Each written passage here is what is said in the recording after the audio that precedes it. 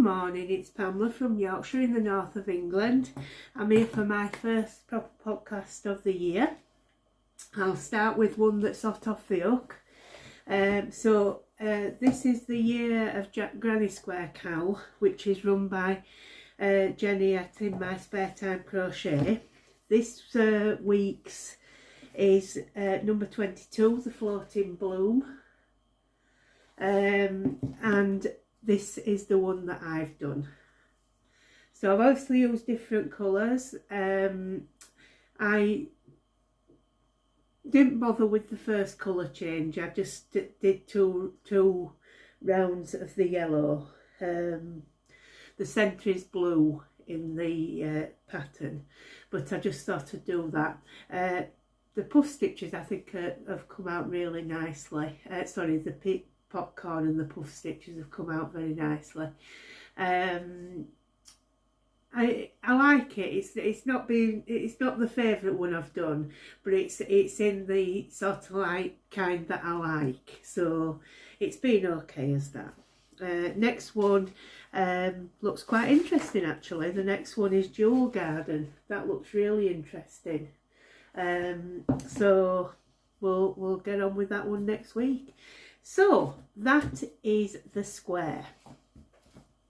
Then if you remember, when I picked out of my lucky dip, I picked out the Quokka, which I thought was a wallaby, but it's actually a Quokka when I came to look at the pattern properly. And this is the Quokka in question, if you can see that on there. It's from an amigurumi, the cutest toys to crochet. It's amigurumi down under pattern book, and it came with Simply Crochet, so it was a free booklet in Simply Crochet. So I'd already picked that out. I was doing it, and then what do you know, talking of Jenny at In My Spare Time Crochet, and also Litsa at Coco's Crochet, both of which are doing, along with others, are doing a Made in Australia cowl 2025. So I thought, well, what a great thing to come under that banner too, this Quokka. So this is my Quokka that I finished yesterday. I did start him before Christmas, but then I put him down and I didn't continue at that time. But then when they announced the cowl, I thought, well, he's got to be done for that. So this is my submission for the Made in Australia cowl 2025. Is really such a cutie, isn't he? He's so lovely. I don't know if, did he have a name? Yes, he did have a name. Hang on. Let me find it. He's called Ollie the Quokka. So, and he does stand up actually. I like him to be able to stand up, and he does. So, it's a very simple make actually. It's not difficult at all. You probably can get the pattern online. It's in association with Scapier's yarn. You look up at the top there. So I mean obviously I haven't used Scapier's yarn, but yeah, it is I like him. I'm sure you will too. So yeah, there you go, Jenny and Litsa. That is my Quokka. Now for that one I use my 2.5mm hook. Very simple choices of yarn, because obviously there's only 3 colours in it. So I used, for the body, I used JMC Breast. It's 100% pure cotton DK, and that's in the colour beige. For the accents, the feet, the hands, the nose, I've used Signet 100% cotton in the colour Honey Brown. And for the leaves, I used a amigurumi DK 100% cotton, and I don't know what the colour is for that one. It's colour number 49, whatever it is, but something like just green, I think. But anyway, it's a nice green, so looks very lush. So that's that one done. I used 9mm eyes, and yeah, so very simple item to make. Beautiful pattern. Like I say, have a look round for a Quokka and I'm sure he'll come up available somewhere else. So that's that one. Oh, I was going to tell you this one. You know, with my difficulty reading the lush items that came in the advent calendar, I've bought myself a magnifying glass from Amazon. It wasn't an expensive one, and I just thought, well, I'm obviously needing one now, so I'm sorted with that. It's really good. I think that's it for finished items. I'm still on with my scarf. I've just changed to the very last colour. Enjoying that. Now I'm going to pull out another Lucky Dip, because like I said, this one was actually started, this Quokka started as a Lucky Dip. I'm going to pull one of those out. Let's have a look what we've got here. Oh, so we've got the puffin from Amigurumi Made Easy. So I did the one that was in the aquatic Amigurumi book 2. So that is a different puffin. So we'll probably get on with that one. Yeah. Talking of amigurumis, right, since I cut down what I made in December, I've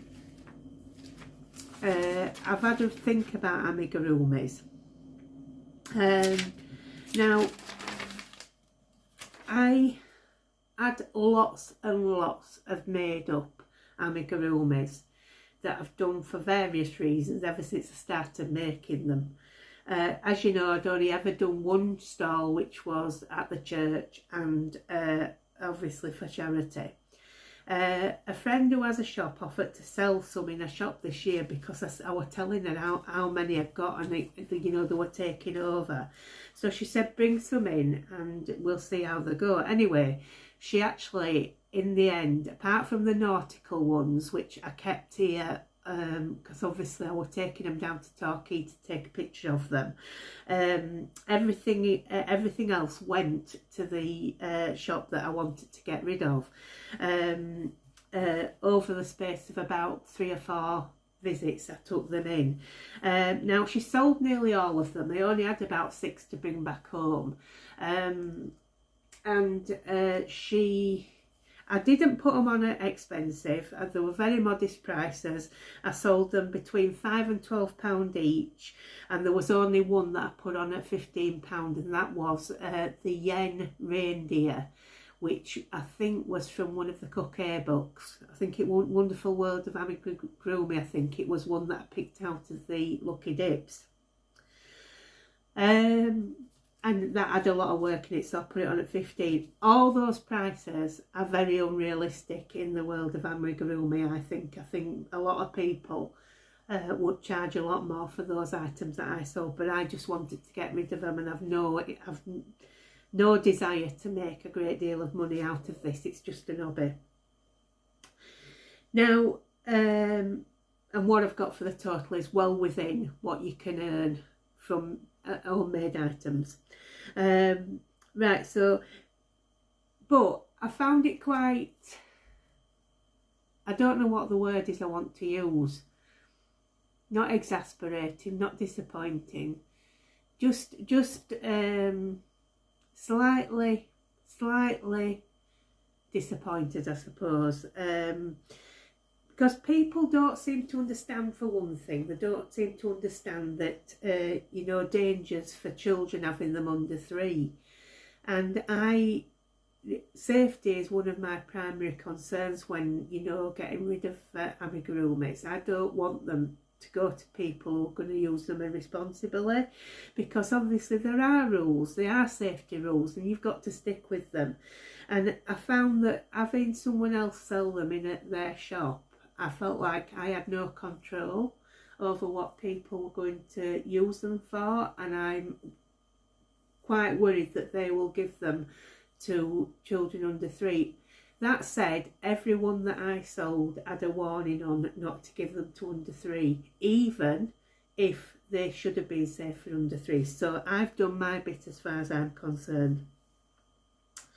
I don't want to stockpile to this extent again, because selling things is not really my primary ambition for doing this. My primary thing is that I want to make things that I want to make, and I want to enjoy it as an hobby.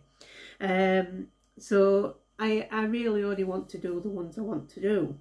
So this, of course, does not mean that I'm not going to be incentivised into joining in cows or doing collaborations or doing challenges, because that's me. We all see something on YouTube or whatever and think, oh yeah, I want to do that, you know. So you know, all the rules you set for yourself can go out of the window at this point.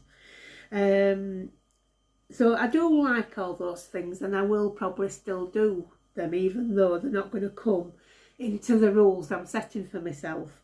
But I will have to think when I'm going to do an amigurumi, do I want to keep it? Number 2, can I gift it? You know, is there somebody that would want it? Or number 3, could I sell it? And I'm going to have to think of those 3 things before I make anything in the future, because I do not want to have the same quantity of items that I've had before. So I'm just going to have to just be strict with myself, I think. In December, when I started the scarf, I really have loved working with that yarn. It's an alpaca yarn, and it's really, really lovely to work with. I've been doing amigurumis, and I feel like I've been a bit of a conveyor belt. I've been, you know, rolling them out one after other, and I feel like it's not, you know, it's not made me happy, you know. Of course I've liked the finished objects, but the actual process of making them has become a little everyday, you know. It's just being too much, getting one straight off the hook and starting a new one has not been something that I've enjoyed. So like I say, I've really enjoyed making that scarf.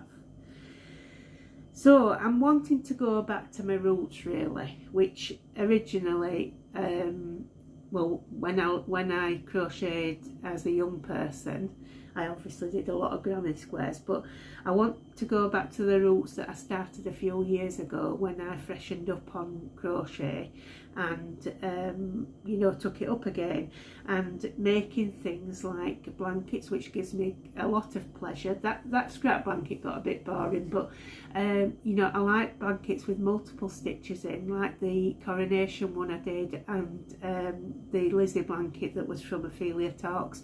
I absolutely love making those because they're a lot more interesting. There's colour changes, you know, I really liked that.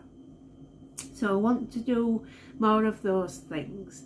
Also, I have got yarn upstairs, so I've got yarn for 2 blankets anyway. I've got yarn for 3 cardigans that I've already bought to make cardigans. So I really want to do that. I'm going to finish off after my scarf. My next job is to finish off that cardigan. I've given myself a good talking to. I'm not taking too much on at once because that's what the problem was. I was trying to do too many things at once, and I can't live my life like that. I have to have some interest, I have to have some difference, but not as much as I had. So I'm going to finish that one off, and I want to make those other ones. I've also seen a pattern that's going to be coming up in next month's Crochet Now for a cardigan that I really like the look of as well.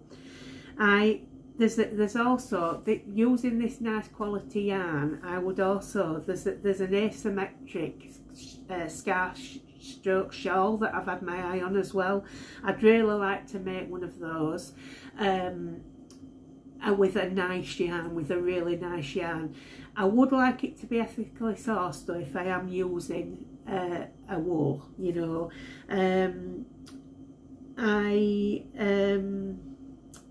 I've also got 3 cross stitch kits now, and I haven't made a start on any of them, and that's something that's disappointing me. I want to do that. I also would like to take up knitting again. Knitting was my first craft, I suppose. I used to do with my mum. I have to admit I will find it hard to knit without my mum at my side, because she was my constant guru with knitting. I did knit some really nice patterns. I did, like, you know, some fancy stitches, but it was always with my mum's guidance. I also like drawing, painting to some extent, but I like drawing, so I want to be doing some of that. I don't want to leave amigurumi behind, because it's something that I've perfected. I think I'm really good at. I don't want to leave it behind, but I don't want to be a production line either.